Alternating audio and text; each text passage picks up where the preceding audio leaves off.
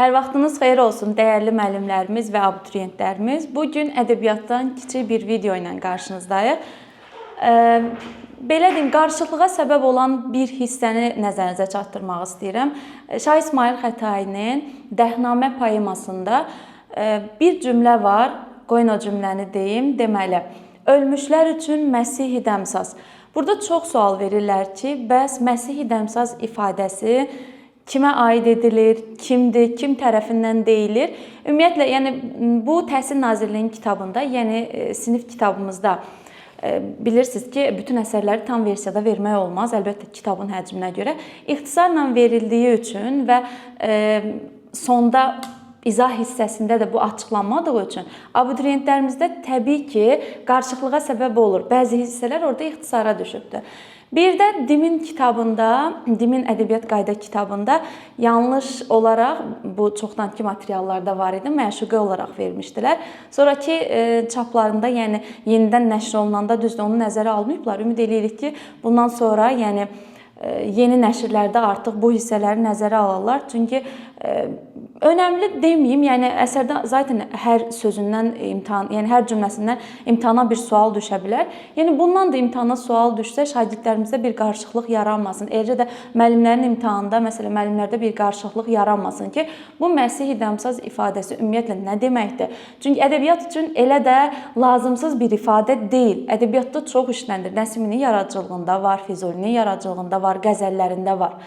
Yəni türk ədəbiyyatında var, hətta bizim klassik ədəbiyyatda əsərlərimizin içərisində keçir ki, məsələn, Əhmədidən, Cəlilidən deyir, öyrəndik. Əhmədinin yaradıcılığında var, araşdırsaq, divan ədəbiyyatında. Məsih-i Dəmsaz ifadəsinə çox rast gəlmişik. İndi baxaq görək, burada Məsih-i Dəmsaz ifadəsi kimə aid edilir? Fikirlər var ki, Bağban özünü adlandırır Məsih-i Dəmsaz. Sonra deyirlər, Səba özünə Məsih-i Dəmsaz deyir. Sonra deyirlər, Səba Bağbanı və ən nəhayət Bağban Səbanı, hətta dimdə var məşuqəni. Baxaq görək, bu Məsih-i Dəmsaz kimdir? Hissə belədir. Bu bizim öz kitabımızdan olan hissədir. Bizim kitabımızda mən xüsusi, yəni qara şriftlə bunu vermişəm. Aydır ki, mənəm ol, ey xoşavaz, ölmüşlər üçün Məsih-i Dəmsaz, mən dəxi nigarə bağbanam, aşiqlərə yar mehribanam. Və buradan onun açıqlamasını verib, burada qısa qeyd yazmışam abituriyentlər, müəllimlər üçün ki, onlarda qarışıqlıq yaranmasın. Bağban Səbanı Məsih-i Dəmsaz adlandırır. Yəni burada Məsih-i Dəmsaz olan kimdir? Məsih İsadır, Dəmsaz da yəni İsa nəfəsi anlamındadır. İsa'nın nəfəsi. Bilirsiniz ki, ədəbiyyatda İsa nəfəsi necə işlənirdi, nə üçün işlənirdi? Belə rəvayət edilir ki, İsa nəfəsi ölmüşlərə can verir. Hətta siz buna Cüş qılda da rast gəlmişsiniz. Tut bərabər dəmi İsa'ya müğənni dəmlə. Yəni müğənninin nəfəsini İsa'nın nəfəsinə bərabər tut, sanki ölmüşlərə can versin, diriltmək anlamında, ruh vermək, can vermək, diriltmək anlamında işlədilir. Məsih-i Dəmsaz İsa nəfəsidir. Ölmüşlər üçün Məsih-i Dəmsaz, yəni ölmüşlərə İsa nəfəsi, İsa nəfəsinə bənzədilən obraz kimdir? Yazmışam. Bağban, biz qeyd eləmişik burada, Bağban Səbanı Məsih-i Dəmsaz adlandırır. Yəni, Bağbanın Səbaya xitabıdır bu hissə. Aydır ki, mənəm o, ey xoşavaz, ey avazı xoş. Və bu xitabdır, bu hissə var, bu hissə xitabdır. Bağban iki xitabdan istifadə eləyir ki, ey avazı xoş olan, ey nəfəsi İsa nəfəsinə bərabər tutulan, mənəm o. Hansı ki, mən nigarın bağbanıyam, mən də aşiqlərə dostam. Yəni, mən də aşiqlərə yaxınam. Bu anlamda. Məsələn, deyə bilərlər ki, ay müəllim, Bağban özün belə adlandırmırmı? Yox. Məsələn, siz orijinalın, Dəhnamə əsərinin orijinalına baxsanız, burada Səbaya aid bu nəfəs ifadəsini çox görəcəksiniz. Gəlin o hissələrə ümumiyyətlə nəzər yetirək ki, Səbaya deyilir. Baxın.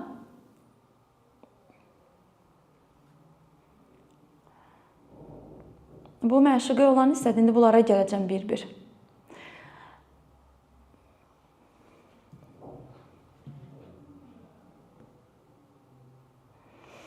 Bu hissəni sizə danışım. İndi verdiyim PDF-də, yəni bu Dəhnamənin orijinalında olan hissələrdəndir. Deməli, aşiq yuxuda məşuqəni görəndən sonra yuxuda məşuqəni görür və məşuqənin olduğu yerin deməli, qeybdən gələn səs məşuqənin olduğu yeri deyir və aşiq bu izə düşür. Məşuqənin yaşadığı yerə gəlir. Halbuki görür ki, ora girmək mümkün deyil də. Bağban icazə vermir əslində. Sonradan bağban aşiqin bu səbrini görür və aşiqə kömək eləməyə çalışır. Aşiqin yanına bağban gəlib deyir ki, yəni burada nə sən, o hissəni tapım, bu hissə burada verməmişik, onun üçün deyirəm. Deyir ki, burada yəni nə sənin köməyin dəyə bilər, nə də ki, mənim bir köməyim dəyə bilər. Yəni biz özümüz də bacara bilmərik bunu. Yəni biz özümüz eləyə bilmərik. Məşuqə bizi görsə səni də, məni də danlayar, ikimizə də qəzəblənər. Yəni bu xəbəri demək üçün, sənin sevgini məşuqəyə çatdırmaq üçün nə sən gedib deyə bilərsən, nə də mən gedib deyə bilərəm. Sənə bir qasid lazımdır bu yolda. Bağban bunu aşiqə deyir, orijinalında var. Sənə bu yolda qasid lazımdır. Hansı ki, baxın, xoş deyir, nəfəsli bir qasid lazımdır ki, o da səbadır. Baxın, bağban bunu aşiqə deyir ki, get səbanı tap gətir. Sənin üçün bu yolda bir qasid lazımdır. Bu da xoş nəfəsli səbadır ki, səba yəni öz nəfəsi ilə, öz yəni səsi ilə can versin sənin sevginə, ruhlandırsın. Və aşiq də səbanın izinə düşür. Bağbanın yanından ayrılandan sonra səbanın yaşadığı bağa gedir. Bu anlamda. Baxın, bir güllərdən, çiçəklərdən səbanı soruşur. Quzu qulağı, gülü qərənfil, sümbül. Sordum bunlara dəmi səbanı, uzatdı cavab üçün zəbanı. Deyirlər ki, nədir bu dağ içində? Var istəcil ani bağ içində. Deyir, mən bu güldən, çiçəkdən, sümbüldən xoş nəfəsli, ümumiyyətlə, səba nəfəsini, bu xoş nəfəsli səbanı soruşdum. Səhər yelini soruşdum ki, hardadır? Onlar da deyiblər ki, bəs o bağ, yəni bir bağdadır, bağ içərisindədir. Və dedim ki, əya səbayı xoşdəm, xublar hərəminə yar-ı məhrəm. Baxın, aşiq deyir bunu. Dedim ki, ey xoş nəfəsli səba, ey xoş nəfəsli səba. Görürsünüz, aşiq səbanı belə adlandırır. Çünki bağban demişdi axı, xoş nəfəsli bir səba lazımdır bura. Sonra bu hissələr var. Baxın. Sonra məşuqə hansı ki səbanı saçlarından bənd eləyir. Deməli, üçüncü məktubu səba gətirəndə məşuqə artıq səbanı saçlarına bənd eləyir. Sanki ona cəza vermək üçün də.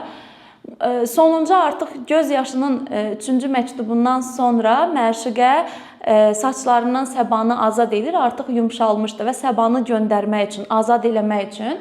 Orada belə bir ifadə işlənir ki, İsa nəfəsi ilə həmdəmən mən, hər türlü yarə məhrəməm mən. Məşuqə deyir burada ki, yəni əvvəl hissələrini də oxusanız tam başa düşəcəksiniz. Səbadan üzr istəyir burada. İndi hissənin əvvəli düşmür də, məşuqə səbadan üzr istəyir. Yəni sənin saçlarıma bənd eləyəndən məndə də, mənim ruhumda da, yəni mənim ruhum İsa nəfəsinə yaxın olduğu üçün mən də aşiqin halından xəbərdar oldum deyir. Orijinalında budur. Deməli, xoş nəfəsli, xoş ruhlu olan səbadır, səba. Gəlin indi bu hissəyə baxaq. Baxın, kitabımızda ixtisar var, bizim kitabımızda. Ona görə qarışıqlıq yaranır. Bir o hissəyə gəlim. Deyir ki, bizim kitabda belə verilibdir. Bax, yanına gəlib Səva rəvani, söylədi ona sözün nihani. Rəvani nədir? Yəni, rəvan etdi, gəlmək anlamında da. Səba onun hərəkət etmək anlamında. Yəni, bağbanın yanına gəldi, sözünü ona gizli şəkildə dedi. Sordu ana ki, səbasan sən. Bağban soruşur ki, sən səbasan, eşq əhlinə aşinasan, kim aşiqi xəstədən gəlirsən, halından onun xəbər bilirsən. Baxın. Bu hissə bağbanın nitqidir. Bağban soruşur ki, bəs sən səbasan, sən eşq əhlinə dostsan, bu xəstə olan aşiqin yanından gəlirsən, bu eşqdən xəstə olan. Onun halından xəbər bilirsən. Çünki bağban demişdi, axı səbanı göndər gəlsin və bağban səbanı gözləyirdi. Bu hissəni bağban dedi. İndi görün səba nə cavab verir. Baxın. Aydır ki, bəli, səba mənəmdir. Dedi ki, bəli, səba mənəm. Sözüm yetirim xanı sənəmdir. Bax, aydır ki, bəli, səba mənəmdir. Sözüm yetirim xanı sənəmdir. Bu hissə verilibdir kitabımızda. Burada mən bunu vermişəm ki, sizin üçün görsüz mötərizə içərisində biz yazmışıq ki, sizə aydın olsun ki, nəyə görə bu hissəni siz bağbana aid edirsiniz. Bax, kitabda belə verilibdir. Aydır ki, bəli, səba mənəmdir, sözüm yetirim xani sənəmdir. Aydır ki, mənəm ol, ey xoşavaz, ölmüşlər üçün Məsih dəmsaz. Belə olduğu üçün sizdə qarşılıqlıq yaradır. İndi baxın.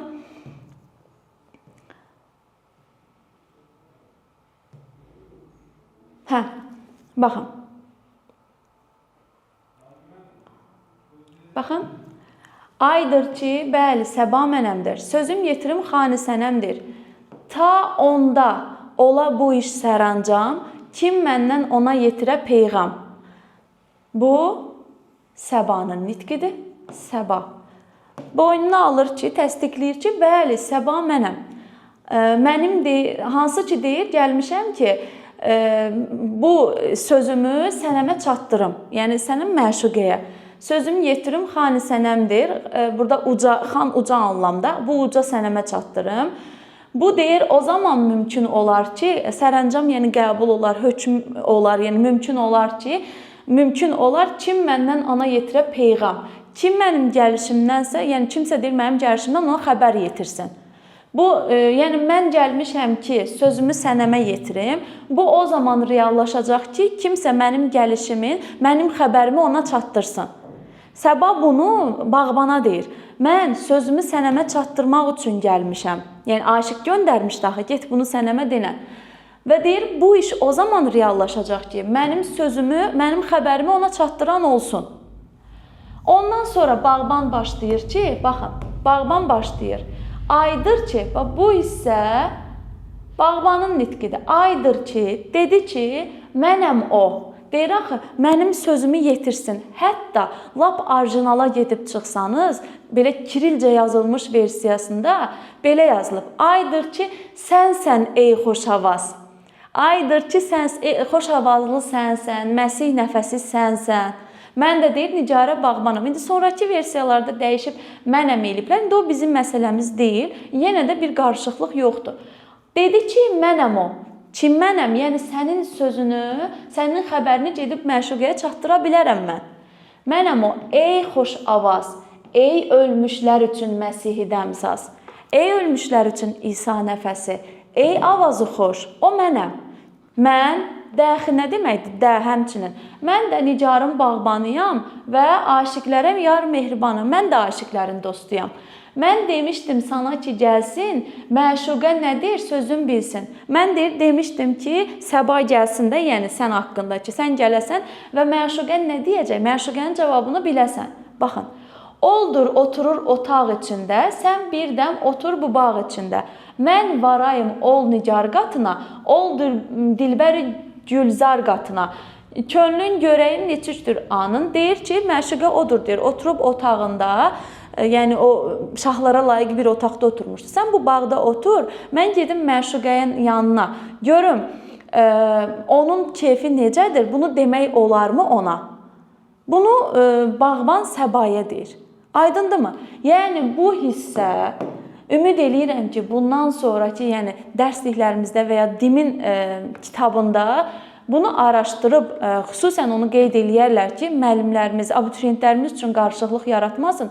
Həqiqətən də mənə görə ümumi, adi bir məsələ deyil.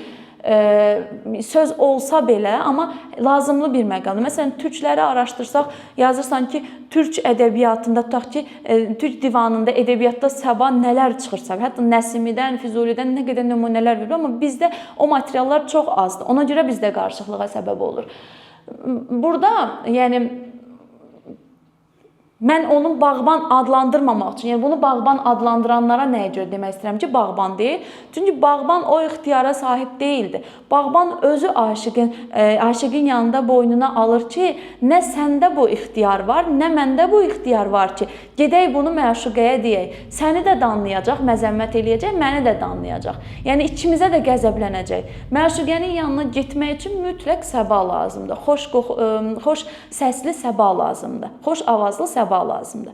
Qısası, bu hissə birmənalı şəkildə, mübahisəsiz şəkildə, yəni dərslik olsun, orijinalı olsun, ən azından əsərin orijinalının PDF hər yerdə var. Endirin PDF-ə, bir dənə yazın orada Səba. Görün nə çıxır. Və ya İsa yazın. Görün nə çıxır. Məsələn, baxın bu hissəyə. Qoy görüm. Aşiq burada Səbaya bənzətmək üçün deyir ki, böyle söyləcil, ey Səba, İsara, ol mürdəni zinda qıl xudara. Deyir ki, bax, aşiq burada Səbaya müraciət edir. Və görürsünüz, bənzətməklə müraciət edir. Ey Səba, ey ölmüşlərə nəfəs verən. Görürsünüz, aşiqin nitqidir. Səba hansı ki, danlanıb gələndən sonra aşiqlə danışır, aşiq onu yola gətirir ki, növbəti məktubu aparsın. Burada nə qədər nümunələr var. Nə qədər nümunə, hətta Xətai özü orada Səbaya müraciət edir, Dəhnamənin özündə. Səbanı xoş qoxulu, daha doğrusu xoş nəfəsli İsa'ya bənzədir. Nəfəsi xoş, deməli, İsa'ya bənzədir Səbanı. Bir də ki, Səba ümumiyyətlə ədəbiyyatda can vermək, ruh vermək anlamına gəlir, çıxır. Səbanın ədəbiyyatda işlənmə mövqeləri çoxdur. Nəsimi yaradıcılığını, Füzuli yaradıcılığını açın qəzəllərində çox işlənib Səba və ya bad sözü işlənib və ya yel sözü işlənib bunlar. Can vermək, ruh vermək də nədir? Ən çox biz Səbanı bahar fəslində gördük də, düzdürmü? Bahar fəslində. Deyir ki, yəni Səba əsdikcə, külək əsdikcə, hansı ki bu biologiyada olur, toxumlar, tozlanma falan, bu proses olur və bitkilərdə canlanma baş verir. Yəni Səba da ona görə İsa nəfəsindən bərabər tutulur ki, can verir, ruh verir onlara. Düşün, bağban niyə avazı xoş, niyə nəfəsi xoş biri kimi adlandırılsın, niyə? Niyə İsa nəfəsinə bənzədilsin bağban? Bağban əgər İsa nəfəsi, özünü İsa nəfəsi adlandırsaydı, bu qüdrətdə olsaydı, niyə Səbaya ehtiyac duyurdu? Düzdürmü? Yəni açın orijinalı oxuyun orijinalda. Birinci məktubu aşiq göndərir. İkinci məktub Səba ilə məşuqə göndərir. Üçüncü məktubu aşiq yenə göndərir. Məşuqə orada Səbanın saçlarına bəndilir. Huş bunu görür, aşiqə cavab gətirir. Dördüncü məktubu aşiq, deməli, beşinci məktubu huşla yenə aşiq qaytardı. Altıncı məktubu ah vasitəsi. 7, 8, 9 gözyaşı, nəhayət sonuncu Səba azad eləyəndən sonra 10-cu məktubu aparır və aşiq orada deyir ki, sən həqiqətən də deyir, ölmüşlərə nəfəs verirsən, ruh verənsən ki, bizim bu eşqimizi sən dirildin. Bu qədər. Yəni, bu hissə Səbaya aiddir. Çox danışdım, başınızı ağrıtdım, bilirəm, amma belə detaylar gələndə özümü saxlaya bilmirəm. Ona görə də hamınıza aydın olsun deyə bu izahı vermək məcburiyyətində qaldım. Ümid edirəm, aydın oldu. Nəsə fikirləriniz olarsa, sonda yaza bilərsiniz və məsələn, razılaşmayanlar ola bilər. Məsləhət görərdim ki, endirin, bu hissəni oxuya bilərsiniz. Yəni, bu hissələri, ümumiyyətlə Dəhnaməni oxuya bilərsiniz. Yaxşımı? Yəni, bir növ hakim olmayanların birbaşa iradları düzdür. Adama təsir eləmir, sadəcə əsəri bilməyəndə, bu hissəyə hakim olub irad verəndə quru irad sayılır. Əsaslı şəkildə iradınız varsa, buyurun.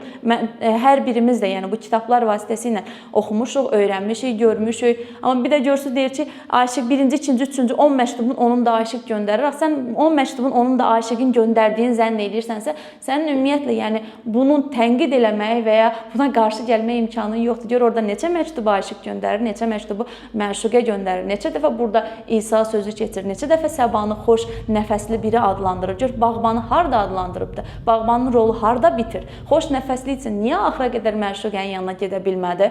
Məsələn, Səba ikinci səfər gəndə deyir, yox, mən getmirəm. Səba deyir, sən getmirsənsə, onda mən özüm gedərəm. Görürsünüz?